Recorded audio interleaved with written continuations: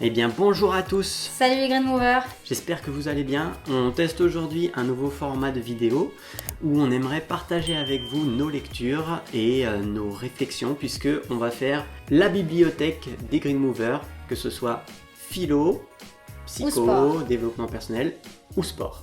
Donc bienvenue dans notre bibliothèque. L'idée, à chaque épisode, on va faire avec vous une présentation de bouquins, sachant que je vais en choisir un qui va être soit philo, soit sport, et Mélissa va choisir son pendant, soit sport, soit philo, en fonction de ce que j'aurai choisi. Eh bien, sans plus attendre, Mélissa, je suis impatient de découvrir le bouquin que tu nous as choisi, et puis peut-être que tu découvriras aussi mon bouquin, puisque en général, on n'a pas lu le bouquin de l'autre, ça dépend, on vous dira après. Donc, je te laisse commencer. Oui, alors moi, j'ai choisi « Je suis une merde et je compte bien le rester ». Oh, belle mentalité, belle mentalité. Voilà, donc c'est un livre qu'on a trouvé dans un magasin de livres. Voilà. Oh. Et le titre nous a accrochés. Alors pourquoi ? Parce que c'est vrai qu'il y a beaucoup maintenant de livres de développement personnel qui pullulent de partout, qui font des cartons et qui, du coup, donnent l'impression aux gens que s'ils ne travaillent pas sur eux, s'ils ne font pas de développement personnel sur leur personne, c'est des merdes. Mais en fait, non. Oui, c'est à l'encontre du discours culpabilisant qui est relayé par une certaine forme de développement personnel. On n'est pas en train de taper sur tous les développements personnels parce qu'il y en a deux sortes, on va dire. Il y a le développement personnel qui est productiviste, qui va nous pousser à faire mieux, à optimiser son temps, à se lever plus tôt, à machin, tout ça, qui peut être décrié par certaines personnes, et le développement personnel plus recherche de sens ou spirituel. Voilà, qui mais va être, dans tous les cas, ce que dit le livre et ce qu'on a bien aimé dedans, c'est que vous n'êtes pas obligé, personne n'est obligé de chercher à être mieux.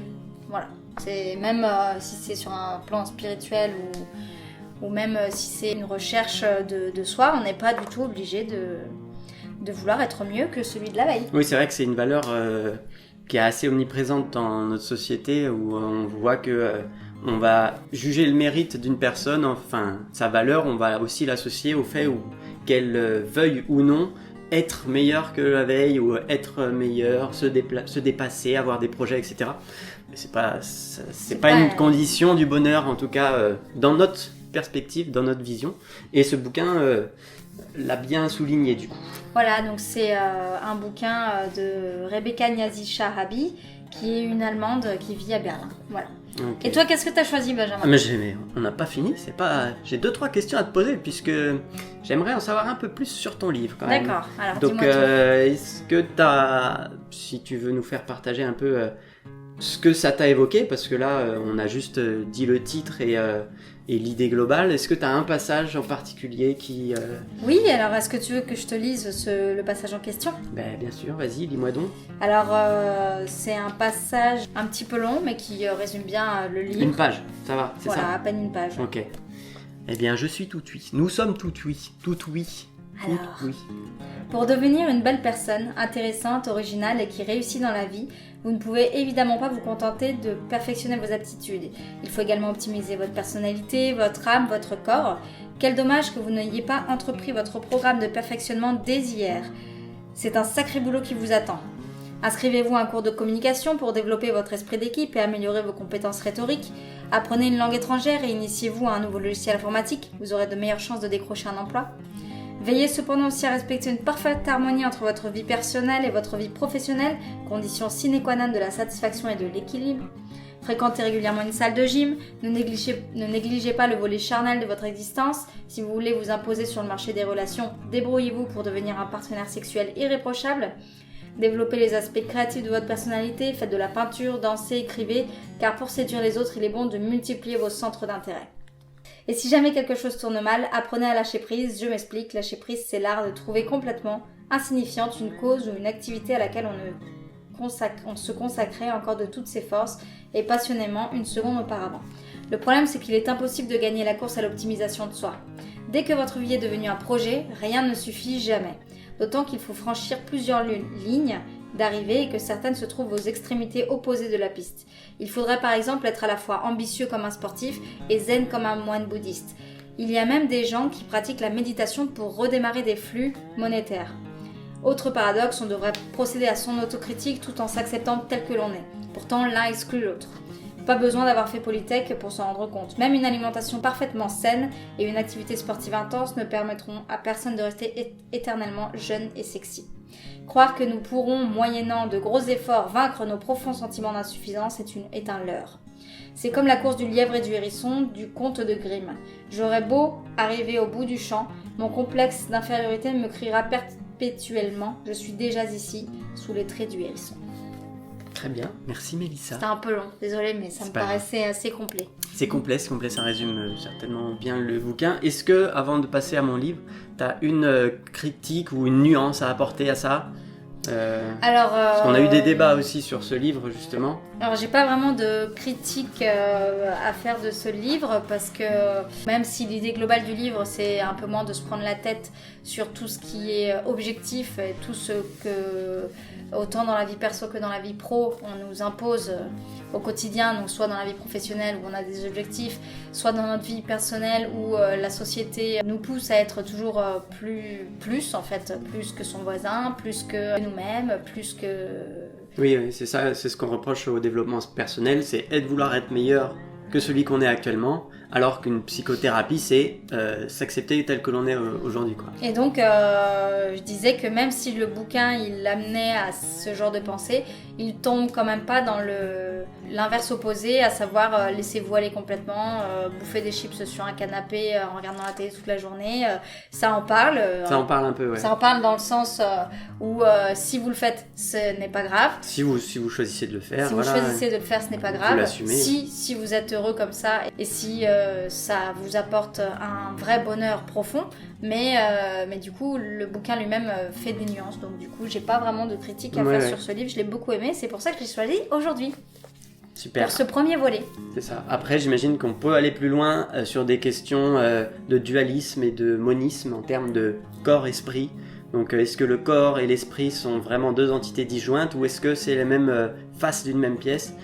Ça va être plus dans du Descartes, dualiste, et ou du Spinoza, du monisme. Donc, c'est pour des petites pistes d'études pour la lecture.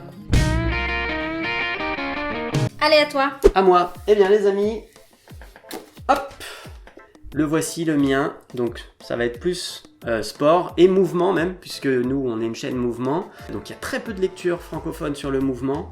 Et ça, c'en est une. Manuel pour bouger à la rencontre de son animal exubérant, de Frank Forencich.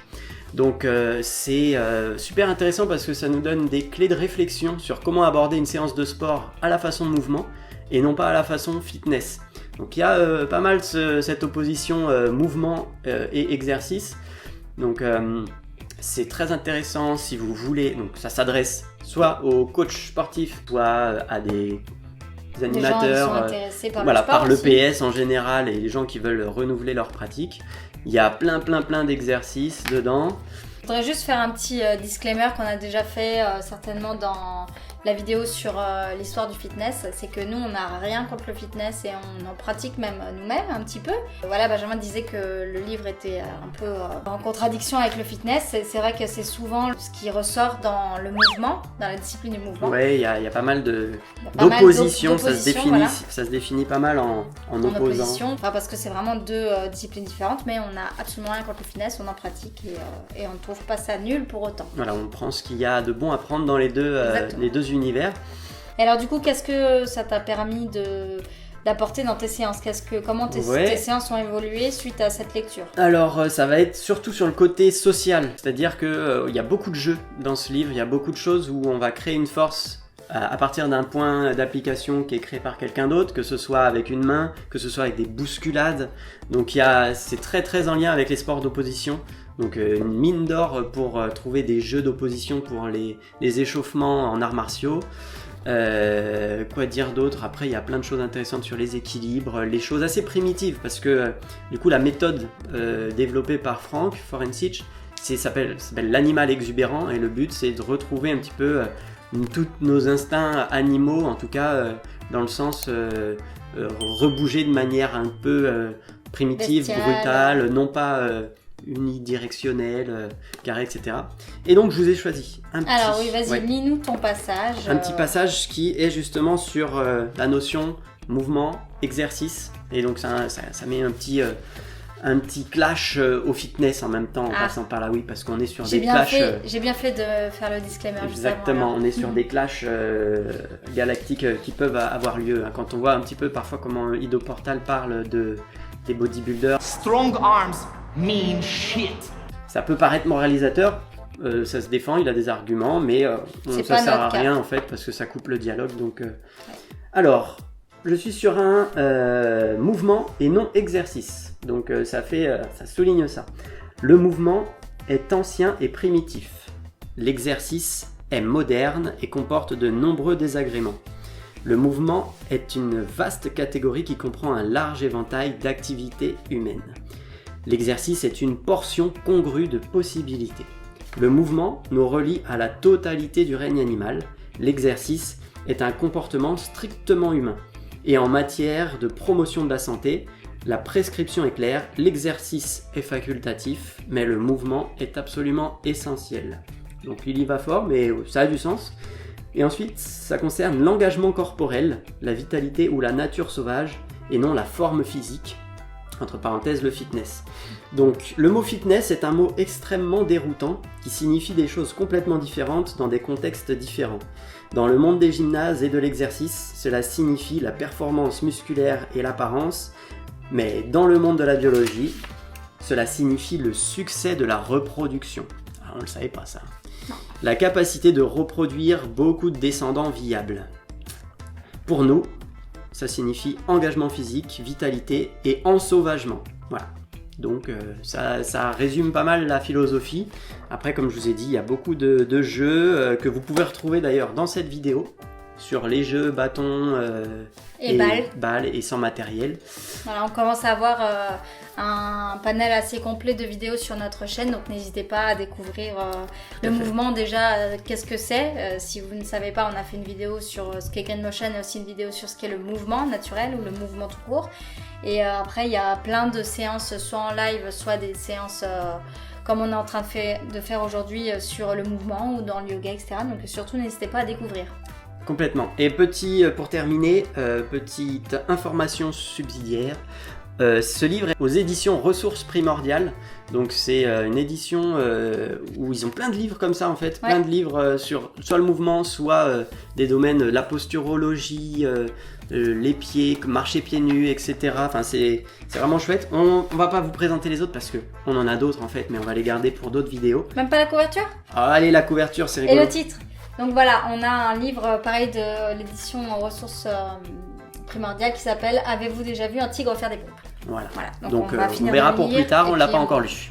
On vous dira ce qu'il en est. Et bien voilà, donc les amis, cette vidéo se termine ici, on espère que ça vous a plu. Bah si ça vous a plu, n'hésitez pas à lâcher un like, à commenter, à partager parce que peut-être que ça pourra intéresser Tout à fait. vos À amis. nous dire si vous avez des lectures à nous suggérer, si vous êtes connaisseur dans le mouvement et que vous avez des choses qui ont fait écho à ce qu'on vous a dit. Nous, Et puis si vous avez lu un de nos livres, n'hésitez pas à nous le dire également, dites-nous ce que vous en avez pensé. Si vous le lisez à la suite de cette vidéo, pareil, dites-nous ce que vous en pensez. Tout à fait. C'est intéressant de partager. Tout à fait. N'oubliez pas, il y a des très bons sites de vente de bouquins d'occasion, je vais y arriver.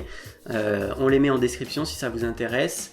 Et puis d'ici là, on vous dit à la prochaine. À la prochaine. Ciao. Ciao. Les